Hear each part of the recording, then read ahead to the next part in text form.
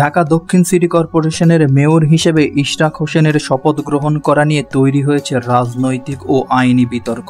ঢাকাবাসী ব্যানারে ইশরাক হোসেনের সমর্থকেরা 6 দিন ধরে নগর ভবনের সামনে অবস্থান কর্মসূচি পালন করছে এবং ভবনের মূল ফটকে তালা দিয়েছেন। তাদের অভিযোগ, স্থানীয় সরকার মন্ত্রণালয়ের উপদেষ্টা আসিফ মাহমুদ সজীব ভূঁইয়ার কারণে আদালতের রায় ও নির্বাচন কমিশনের গ্যাজেট থাকা সত্ত্বেও ইঞ্জিনিয়ার ইশরাক হোসেন শপথ গ্রহণ করতে পারছেন না।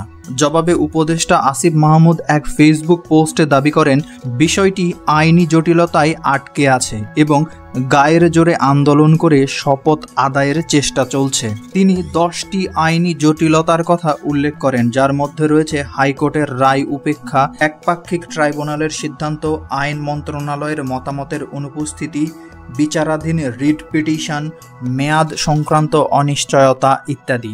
একই সঙ্গে আন্দোলনে তার ব্যক্তিগত অপমানিত হওয়ার কথাও উল্লেখ করেন।